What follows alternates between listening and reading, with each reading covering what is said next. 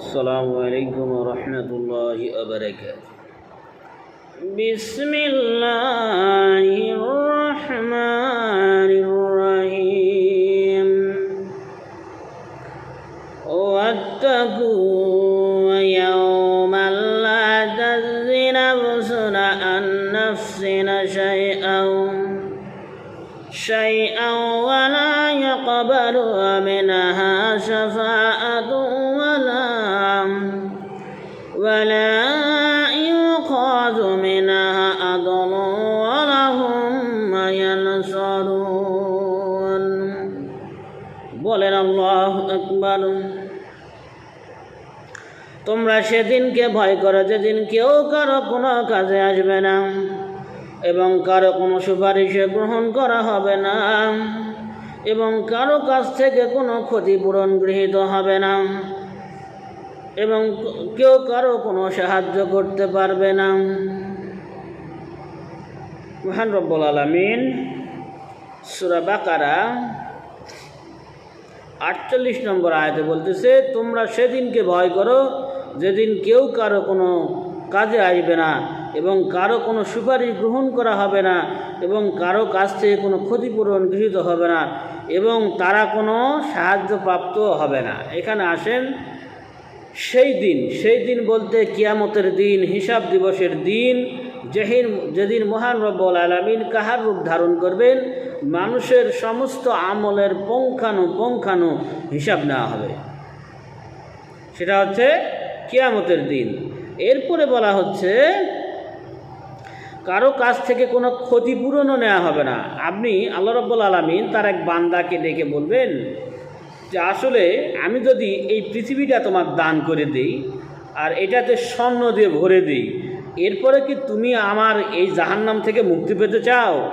তখন সে বান্দা বলবে, হ্যাঁ ইয়া রব, আমি তো এই জাহান্নাম থেকে মুক্তি পেতে চাই এরই বিনিময়ে। তখন মহান রব বলবেন যে আফসোস তোমার জন্য, আমি এর থেকে সামান্য চেয়েছিলাম যে তুমি আমার বিধিবিধান 5 ওয়াক্ত সালাত আদায় করবে, আমার নির্দেশনা মোতাবেক চলবে, আমার রসুলের যে আদর্শগুলি সেগুলো অনুসরণ করবে এবং আমার সাথে শরীক করবে না। কিন্তু তুমি সেটা মাননি, সেটা তুমি করনি। এরপরে বলা হচ্ছে কোনো প্রকার সাহায্য, কেউ কারো কোনো সাহায্য করতে পারবে না। সেদিন সন্তান তার মাতার থেকে পালিয়ে যাবে, মাতা তার সন্তানকে থেকে পালিয়ে যাবে, পিতা তার সন্তানদের চিনবে না, স্বামী তার স্ত্রীকে চিনবে না, বন্ধু বন্ধুকে চিনবে না। সবাই নিজের চিন্তায়, নিজের চেষ্টায় সবাই আল্লাহর আযাব থেকে বাঁচার চেষ্টা করবে, কেউ কাকে চিনবে না। এরপরে বলা আছে কেউ কারো জন্য কোনো সুপারিশ করতে পারবে না। আল্লাহ যাকে অনুমতি, মহান রব্বুল আলামিন সুপারিশ করার অনুমতি একমাত্র মুহাম্মদ সাল্লাল্লাহু আলাইহি সাল্লামকেই দেবেন। সর্বপ্রথম যখন দেখবেন এরকম আপনার সূর্য মাথার কাছে চলে আসতেছে, মানুষ তার শরীরের ঘামের মধ্যে ডুবে যাবে। কিতাবে আসছে মানুষ তার শরীরের ঘামের মধ্যে ডুবে যাবে এবং তারা আদম আলাইহিস সালামের কাছে যাবে। আদম আলাইহিস সালাম বলবেন যে আমি জান্নাতে থেকে একটা ভুল করেছি, এর কারণে আমি শঙ্কিত, তোমরা ইব্রাহিমের কাছে যাও বা নূহ কাছে যাও। নূহ কাছে গেলে নূহ সালাম বলবেন আমার উম্মতেরা আমার কথা মানে নেই, আমি তাদেরকে দাওয়াত দিয়েছি, আমি আমার চিন্তা নিয়ে ব্যস্ত, অতএব তোমরা ইব্রাহিমের কাছে যাও। এভাবে এক একজন এক এক নবীকে বলবে। সর্বশেষ সকলে পরামর্শক্রমে তারা মুসা আলাইহিস সালামের কাছে যাবে, ঈসা আলাইহিস সালামের কাছে যাবে, ইব্রাহিম আলাইহিস সালামের কাছে যাবে। এইভাবে সমস্ত যে নবীগুলো আসলে খুব সম্মানিত রসুল তাদের কাছে যাবে। সর্বশেষ তারা মুহাম্মদ সাল্লাল্লাহু আলাইহি ওয়াসাল্লাম যাবেন। মুহাম্মদ সাল্লাল্লাহু আলাইহি ওয়াসাল্লাম বলবেন যে আমি এর আগ্রহ রাখি এবং আল্লাহ তাআলার কাছে তিনি অনুমতি চাইবেন। তখন মুহাম্মদ সাল্লাল্লাহু আলাইহি ওয়াসাল্লামকে আল্লাহ রাব্বুল আলামিন অনুমতি দেবেন।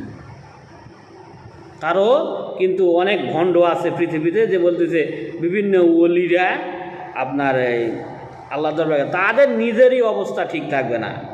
ইয়া নফসি, হায় আফসোস, আমার কি হবে, এর নিয়ে টেনশন, তারা আবার ওই মানুষের জন্য সুপারিশ করবে।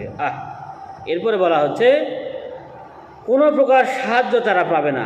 পৃথিবীতে যেমন আপনি বিপদে পড়লে বিভিন্ন নেতার সাহায্য গ্রহণ করেন, বিভিন্ন আপনার আত্মীয় স্বজনের সাহায্য গ্রহণ করেন, বিভিন্ন বাহিনীতে আপনার বিভিন্ন লোক আছে সাহায্যপ্রাপ্ত হন, কিন্তু সেখানে কোনো সাহায্য, কার সাহায্য?